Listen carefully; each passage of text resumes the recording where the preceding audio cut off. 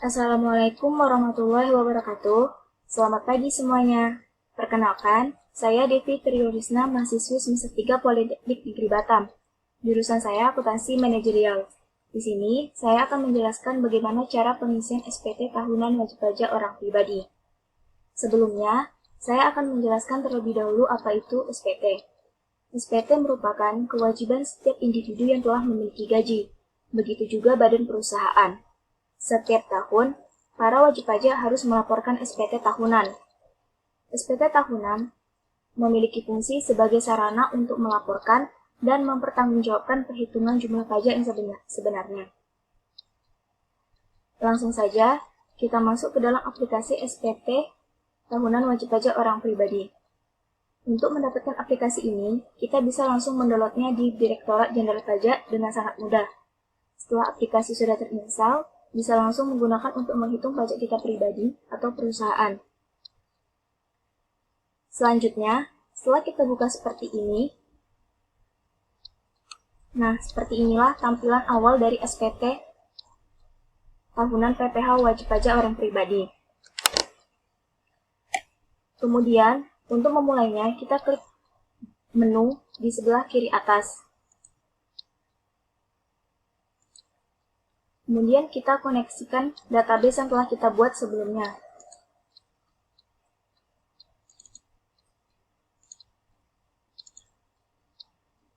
Untuk password SPT, username-nya itu pasti administrator dan passwordnya pasti 123. Kemudian kita login. Setelah itu muncul tampilan profil wajib pajak. Nah, ini kita isi sesuai dengan informasi yang kita dapatkan. Untuk yang tanda bintang merah merupakan informasi yang wajib kita isi seperti NPWP dan nama wajib pajaknya. Setelah semua kita isi sesuai informasi yang kita dapat, lalu kita simpan.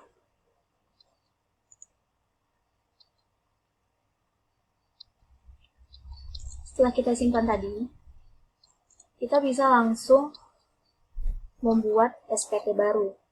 Saya contohkan saja dengan yang sudah saya buat.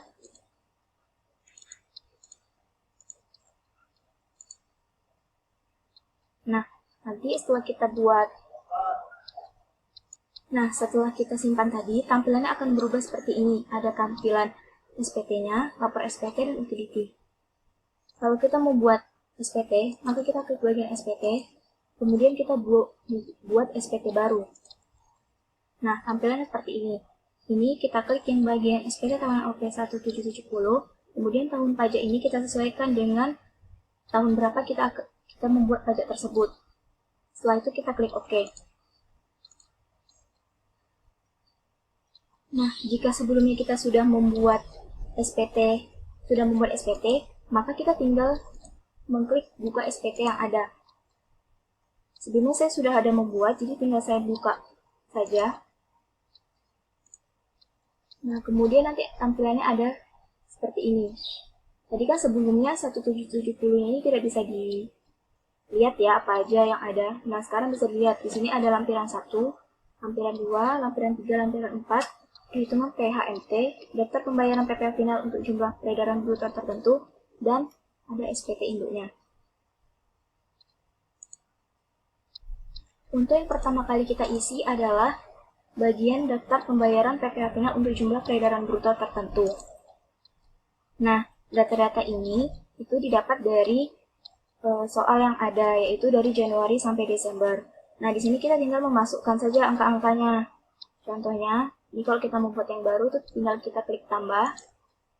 Kemudian kita isi NPWP tempat usaha, KPP lokasi, alamat, periode penghasilan, itu ada dari Januari sampai Desember, peredaran bruto, dan PPh final bayar. Untuk PPh final bayar ini itu langsung ada hasilnya karena dari aplikasinya langsung. Setelah semuanya kita isi, kita klik simpan. Kemudian contohnya seperti ini. Jika kita mau ada kesalahan, kita mau ubah, kita tinggal klik ubah. Kalau kita mau hapus, kita tinggal klik hapus. Kemudian, setelah kita mengisi daftar pembayaran PPh final untuk jumlah peredaran bruto tertentu, kita langsung masuk ke bagian lampiran 4. Di bagian lampiran 4 ini ada bagian A, bagian B, dan bagian C. untuk bagian A itu ada harta pada akhir tahun. Nah, di sini kita bisa memasukkan harta-harta kita yang ada pada tahun tersebut. Seperti yang saya tunjukkan ini sudah saya buat. Itu ada mobil, tanah dan bangunan, harta tidak gerak lainnya itu tanah, dan deposito. Nah, jika kita membuat yang baru tuh tinggal kita klik tambah. Kemudian kita masukin kode harta kita. Di sini ada banyak, bisa kita pilih sesuai dengan harta yang kita punya. Kemudian nama harta kita, tahun perolehannya kapan, harga perolehan, dan keterangan dari harta yang kita dapat tadi. Contohnya seperti ini. Nah, seperti yang saya buat itu ada mobil. Mobil itu kodenya 043. Nama hartanya itu mobil Kijang, tahun perolehannya 2017, harga perolehannya 125 juta, dan keterangannya saya buat kendaraan roda 4. Begitu sampai seterusnya. Ini ada tanah dan bangunan itu tanah dan bangunan juga. Kemudian ini ada tanah aja itu masuk ke sebidang tanah atau harta tidak gerak lainnya. Kemudian ada deposito itu masuk ke kode harta 014 deposito. Setelah itu kita masuk ke lampiran 3. Nah, untuk di lampiran 3 ini sendiri itu yang pertama ini ada bunga deposito. Angka-angka ini yang bunga deposito dan honorarium itu kita dapat dari soal yang telah saya buat. Untuk bunga deposito itu ada 12 juta. Kemudian PPh terutang dari bunga deposito itu ada 20%, sehingga 12 juta dikali 20% adalah 2.400.000. Kemudian ada honorarium, itu ada sebesar 10 juta. Kemudian PPh terutangnya ini itu 5%, jadi 10 juta dikali 5% adalah 500.000. Untuk penghasilan lain ini, itu didapat dari yang telah kita buat sebelumnya. Begitu juga dengan PPh terutangnya, itu dikali dengan 0,5, sehingga 4.750.000.000 dikali 0,5% dapatnya 23.750.000. Nah, untuk yang 26.650 ini jumlah dari PPh terutang keseluruhannya. Setelah kita isi, kita bisa klik simpan. Nah, untuk bagian B dan C itu tidak diisi karena kita tidak ada penghasilan yang tidak termasuk objek pajak. Tetapi jika ada, boleh diisi dengan sendirinya atau sesuai dengan yang diminta. Selanjutnya, kita masuk ke lampiran 2. Di lampiran 2 ini yang diminta adalah daftar pemotongan atau pemungutan PPh oleh pihak lain. Nah, jadi di sini saya sudah membuatnya. Kalau ingin membuat baru ya kita tinggal klik tambah seperti yang saya bilang sebelumnya. Kalau mau edit tinggal kita klik ubah. Ini semua diisi sesuai dengan informasi yang ada. Saya contohkan satu. Nah, untuk nama pemotongnya itu bisa kita isi dengan badan pemerintah. Untuk NPWP disesuaikan saja dan untuk nomornya juga. Untuk tanggalnya itu dibuat tanggal 10 bulan 1 2020 karena yang saya buat itu kan dapat informasi itu Desember 2019. Sedangkan untuk tanggal pemungutan itu dilakukan tanggal 10 bulan berikutnya, sehingga saya buat tanggal 10 bulan 1 2020. Nah, untuk jenis pajaknya itu disesuaikan saja dengan pajak yang kita punya. Setelah semua diisi, kita simpan.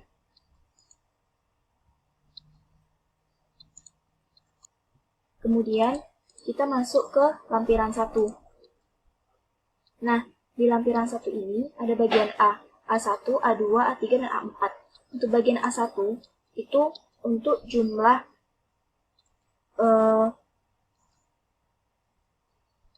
untuk jumlahnya itu udah langsung terisi dari yang sebelumnya kita isi. Kalau peredaran usaha ini dari lampiran 1 yang 4.200.000 juga. Nah, untuk yang kuning-kuning ini itu sudah langsung aplikasinya yang mengurangi. Biaya usaha juga begitu sesuai dengan informasi yang kita punya. Kemudian untuk bagian A2 dan A3 dan A4 itu dikosongkan saja. Tapi untuk bagian A4 ini ada jumlah keseluruhan dari yang telah kita buat di A1 tadi. Totalnya itu ada 298.600.000.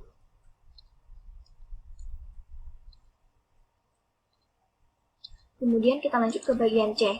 Nah, di sini ada penghasilan neto dalam negeri sehubungan dengan pekerjaan. Kalau kita ingin membuat baru, kita klik tambah. Kalau kita ingin ubah, kita klik ubah. Atau bisa juga kalau mau kita hapus. Nah, ini saya sudah ada datanya, bisa kita lihat. Nah, di sini nama pemberi kerjanya siapa, NPWP-nya, penghasilan bruto kita berapa. Kemudian jika ada pengurangan penghasilan bruto atau biaya itu bisa diisi di sini, sehingga dapatlah nanti penghasilan netonya. Jika sudah selesai, baru kita klik simpan.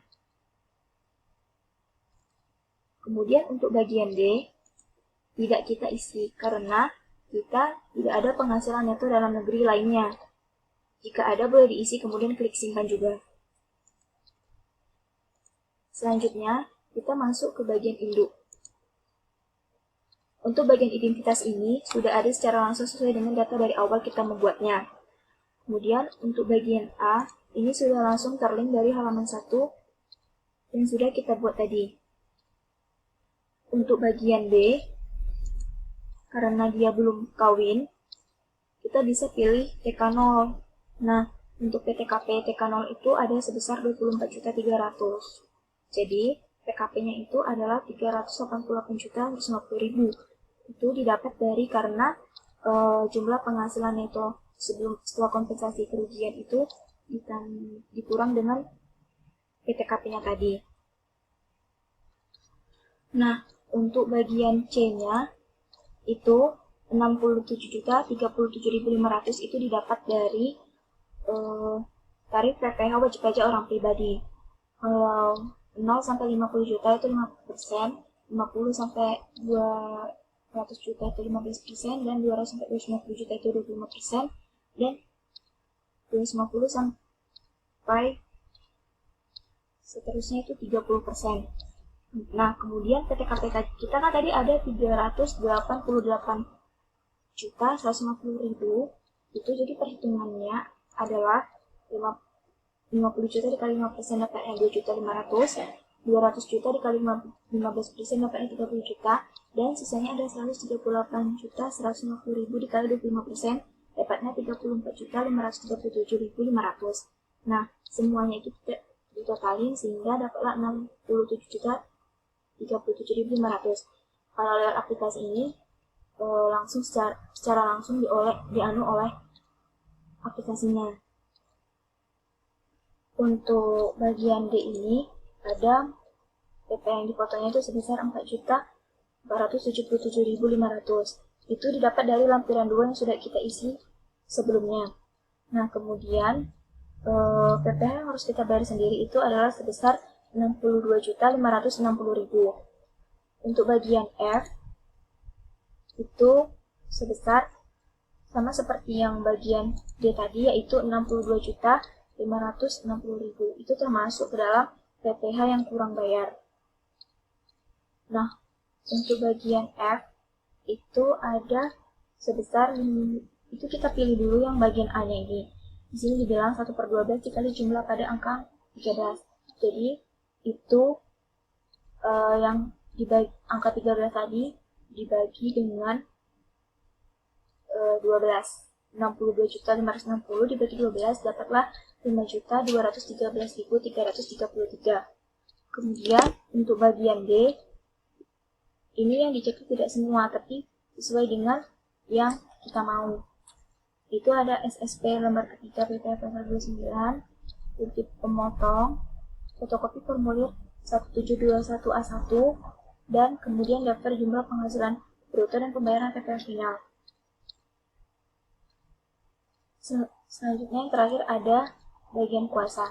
Untuk bagian kuasa sendiri ini kita isi yang wajib pajak, itu kita buat tanggal 31 bulan 3 2020. Karena masa akhir pajak itu kalau untuk orang pribadi itu setiap tanggal 31 Maret. Kemudian nama lengkapnya disesuaikan dengan wajib pajaknya, dan kemudian NPWP-nya juga. Kemudian kita klik simpan. Untuk bagian-bagian yang lain dari A, B, C, D, E, F, G, jika ada data yang kita tambah seperti ini, bagian D, itu kita klik simpan dulu. Baru bisa lanjut ke bagian selanjutnya. Nah, setelah semua terisi, berarti untuk pengisian SPT sudah selesai. Nah, jika kita ingin mencetak SPT, kita bisa klik di lapor SPT, kemudian menu cetakan. Atau kita bisa juga membuat CSV-nya terlebih dahulu. Untuk membuat CSV itu kita bisa mengklik rekam SSP dulu, kemudian kita buat. Kemudian jika kita ingin buat, kita bisa klik baru. Ini saya sudah ada membuat sebelumnya, tinggal kita klik saja. Jika kita mulai, kita klik ubah. Lalu sini ada kode KAP-nya, itu langsung terisi sendiri. Nah, untuk kode jenis setorannya itu bisa kita pilih mau yang mana. Karena saya tadi buatnya tahunan TPA orang pribadi, jadi kita pilih yang 200, yaitu tahunan TPA orang pribadi. Kemudian untuk NTPN ini kita isi sesuai angka berapa yang kita mau. Lalu untuk jumlah pembayarannya, dan kemudian tanggal pembayarannya. Setelah itu kita klik simpan. Jika sudah, kita bisa juga langsung ke menu cetakan. Nah, untuk menu cetakan ini nanti sudah ada seperti ini. Kemudian kita tinggal klik cetak. Nah, nanti setelah itu keluarlah seperti ini. Lalu, setelah itu untuk membuat CSV-nya itu bisa kita klik lapor data SPT ke KPP. Nanti muncul tampilan seperti ini. Nah, ini didapat dari tadi bagian laporan SPT, yaitu rekam SSP tadi. Nah, tampilan seperti ini. Jika sudah, tinggal kita klik buat file. Dan untuk pemilihan SPT telah selesai. Mungkin cukup sekian penjelasan dari saya. Kurang dan lebihnya saya mohon maaf. Assalamualaikum warahmatullahi wabarakatuh. Selamat pagi semuanya.